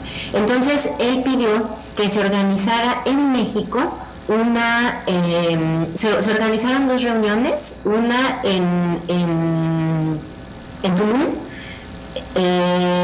en la Riviera Maya, y otra en Oaxaca, a las que se invitó a los grupos indígenas, a representantes de organizaciones indígenas. En su mayoría eran mexicanos o de América. De hecho, había muchos grupos peruanos, pero no se les invitó a que hablaran entre ellos sobre los problemas que teníamos o sobre el cambio climático, o que dieran su opinión sobre el proceso de negociación.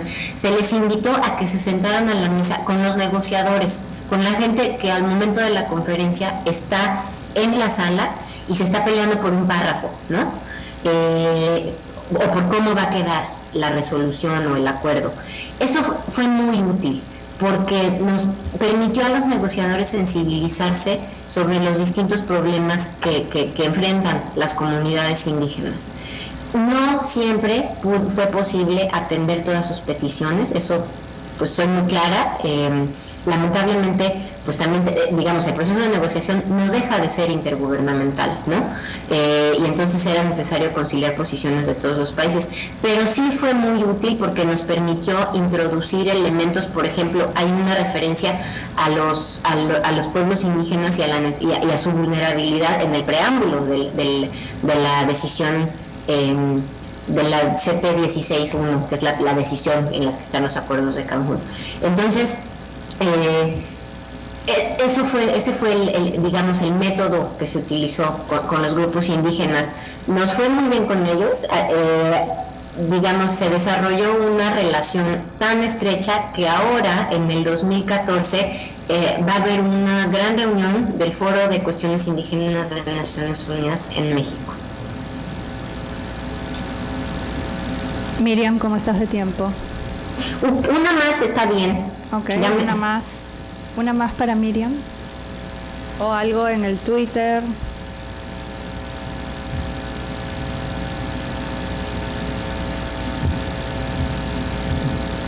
¿Alguna pregunta? Ya.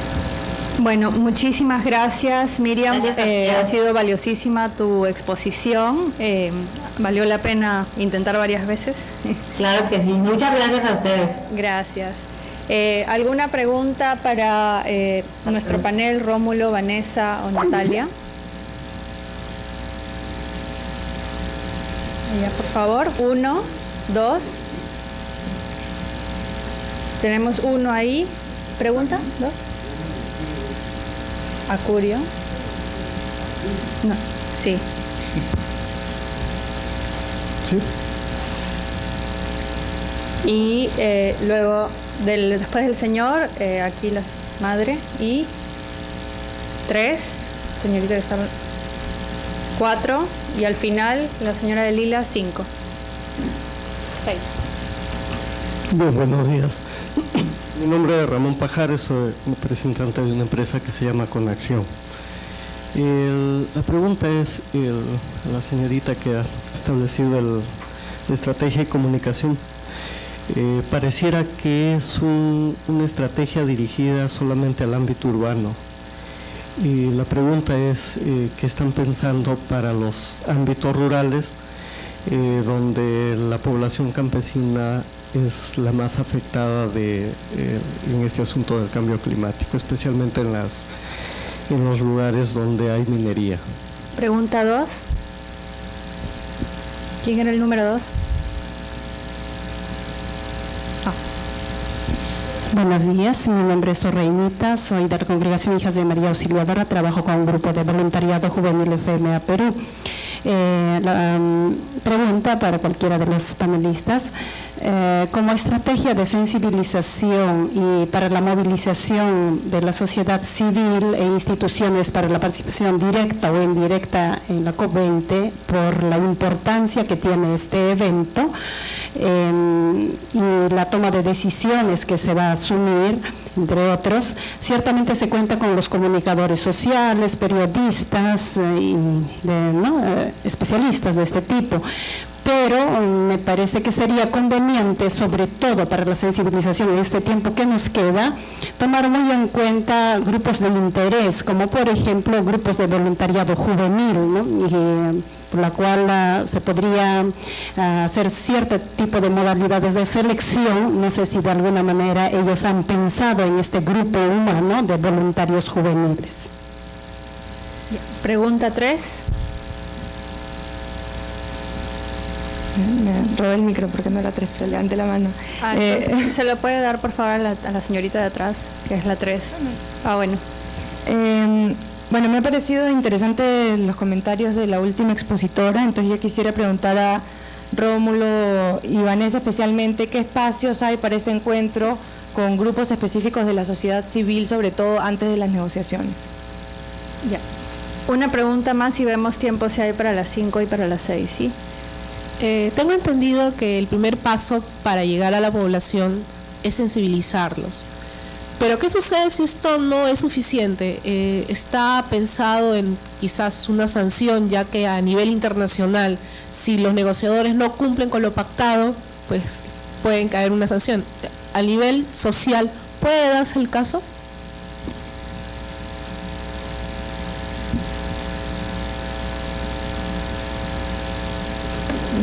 Respondemos estas 4 primeras preguntas.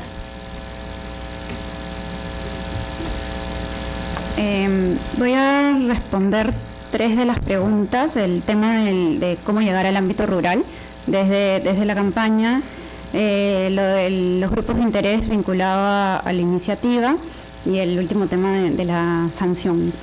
En relación al ámbito rural,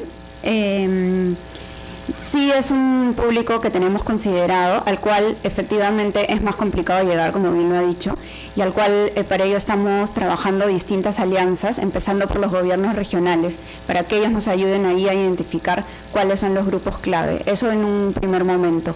Y luego en un segundo momento es también a través, o bueno, en paralelo, de organizaciones que trabajen en estas zonas, ¿no? Porque acá nosotros no queremos empezar de cero, sino ya ir a las redes que existen. Entonces, desde la campaña, que no sé si su pregunta iba dirigida solo a la campaña o en general la estrategia de comunicaciones, pero desde la campaña la estrategia va a ser esa, ¿no? Buscar redes que ya existan en estas zonas que nos permitan llegar efectivamente a estos públicos que además probablemente sean ya mucho más sensibles porque viven el tema día a día, ¿no?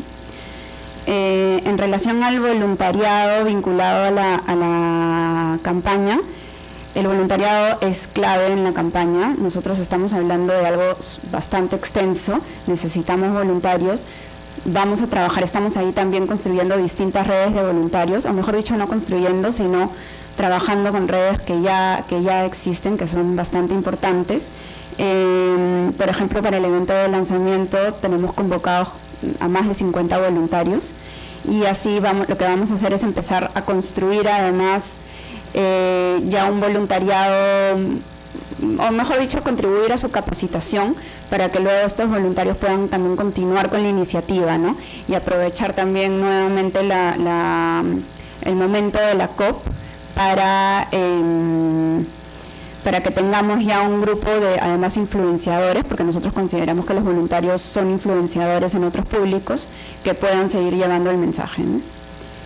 Y en relación a la sanción, en este momento, en realidad, la iniciativa, y también hablo desde otras iniciativas del Ministerio que van dirigidos también a sensibilizar, estamos en esa línea, ¿no? Estamos trabajando en lo que es la sensibilización ciudadana, en lo que es generar cambios de hábito, cambios de actitud. Es un trabajo de largo plazo. Nosotros además desde la iniciativa y desde el trabajo que hacemos en el Ministerio somos muy conscientes que hay que trabajar de aquí a mediano plazo.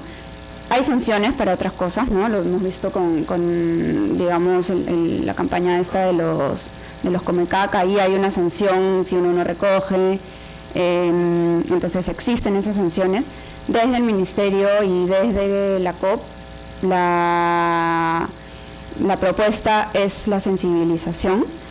Y bueno, esperamos ir avanzando en esa línea. El Ministerio también tiene muchísimas estrategias de sensibilización, como son campañas. En este momento estamos también ahorita en las playas lanzando una campaña de Reeduca Playas, que es tanto para fomentar la limpieza como el reciclaje. Tenemos también un programa en Canal 7 que se llama Ambiente B, que también va dirigido a lo que es el público general y que nos permite ir dando estos mensajes, ¿no? Entre otras varias cosas que estamos trabajando. De repente, Rómulo, quisiera contribuir a esa respuesta, ya que las diferencias de las emisiones causadas por una industria y la emisión que causa un ciudadano de a pie son gigantes. Entonces, no sé, Yo quería complementar antes. O Vanessa. No, yo solo quería complementar lo que había dicho Natalia. Ya en un ámbito más amplio de la campaña sobre el tema rural, por ejemplo, o sea, la idea es que toda la estrategia está pensada a nivel nacional, ¿no? O sea, por eso hablamos al principio de que hay una mirada nacional y una mirada internacional. Y en el tema de lo nacional, digamos, definitivamente la idea es llegar a todo el Perú, ¿no? O sea, la parte a través de la campaña y a través de los medios de comunicación. Entonces vamos a tener espacios también en radio para compartir información. Entonces, definitivamente la idea es a través de los medios, pero el trabajo con periodistas también es llegar a todas partes, ¿no? Y a todos los sectores. Sobre el voluntariado, igual, como mencionaba Natalia, de hecho lo trabajamos fuerte en el tema de la campaña, pero no solamente va a ser en esa parte, o sea, definitivamente hay un montón de eventos organizados en los cuales va a participar el voluntariado a través de sus propias iniciativas y apoyando a las que están organizadas bajo la COP. Y durante lo que son las 2 semanas del evento también hay un componente fuerte de apoyo del voluntariado. Y no solamente estudiantes, sino estudiantes no solamente de colegios, sino también hay una red fuerte de universitarios o voluntarios universitarios en temas ambientales, con los cuales también ya venimos trabajando. Y bueno, el tema de sensibilización también, creo que al menos en el tema de la campaña, la idea va por el lado positivo, ¿no? Digamos, la idea es que tú te comprometas a algo quieres hacer, ¿no? Entonces, evidentemente ahí va la voluntad, está ligada a que probablemente hagas lo posible por hacerlo, ¿no?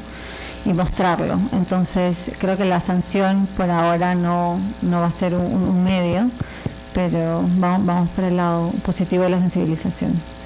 Para la parte de la sociedad civil, yo solamente voy a hacer la introducción y creo que Rómulo puede comentar mucho más en detalle, pero hay espacios de participación para los diferentes públicos de la sociedad civil dentro de esas 2 semanas de la COP, que son, dentro del espacio formal de las negociaciones, que es el núcleo, digamos, solamente participan organizaciones observadoras y a través de ya fueron inscritas, ¿no? Para eso la inscripción venció en diciembre del año pasado, pero aún pueden unirse a través de estas organizaciones que ya están inscritas. Luego tenemos la parte de los side events, que son dentro del espacio oficial de la COP, y la Villa Climática, que va a ser un espacio especial para la sociedad civil. En ese espacio van a estar los pabellones, van a haber también stands y también van a haber side events. Entonces eso es un espacio abierto a la sociedad civil. Y además la idea es que miremos la COP nuevamente desde una perspectiva de un proceso hacia, ¿no? Y no solamente un evento de 2 semanas. Entonces, hacia la COP, la idea es que también todas las organizaciones organicen eventos relacionados a estos temas que puedan contribuir a ese espacio, ¿no? Y también pensemos en eso. De hecho, la mayoría quiere tener un espacio de participación durante esas 2 semanas de la COP porque es importante por la visibilidad que va a tener. Pero creo que es también importante pensar en cómo podemos articular esas iniciativas hacia ese espacio, ¿no? Y mostrar cosas en conjunto ya con un avance quizás. Luego, creo que ahí puedes complementar un poco más. Sí, gracias. En realidad, como ustedes sabrán, hay un equipo especial, ¿no?, que ha sido constituido para la relación con los distintos estamentos de la sociedad civil, ¿no? Vanessa ni yo estamos en ese equipo estrictamente, pero el vínculo es directo con lo que hace ese equipo.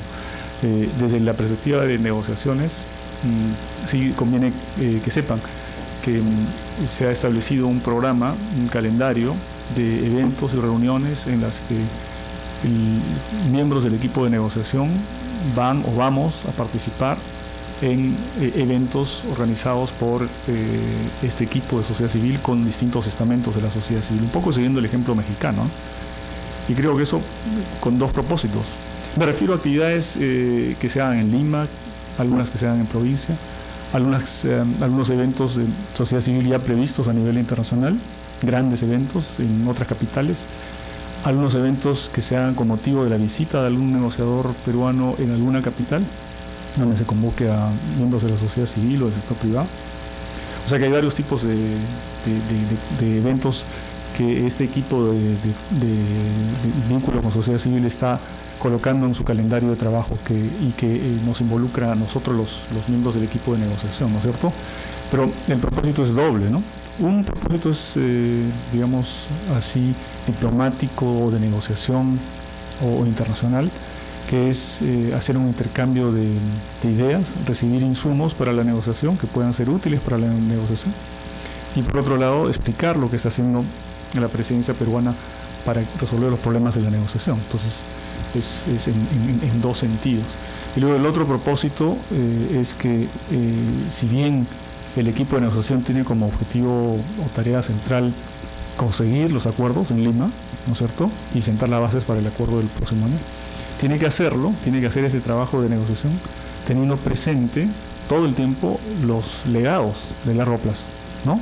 Y esos legados, yo mencioné tres, y coinciden con los que Vanessa también ha explicado, son, por ejemplo, hacer avanzar la agenda interna en temas ambientales y climáticos. 1, 2, aumentar la sensibilización pública en el Perú. Y 3, atraer la inversión privada. Entonces, nuestro objetivo como negociadores es conseguir los acuerdos, pero teniendo presentes esos 3 legados, entre otros. Antes de finalizar, quiero hacer algunos anuncios. El día de hoy comienza un grupo LinkedIn para esta comunidad de Comunicop, comunidad de práctica de comunicadores. Lo que vamos a hacer con Eliana es, de acuerdo a la lista de invitados, de personas que participaron hoy y que asistieron, les vamos a mandar una invitación. Y bueno, el propósito es seguir conversando, ¿no? Todos, qué cosa está pasando, cuáles son los eventos, compartir conocimiento, siempre desde la perspectiva del comunicador.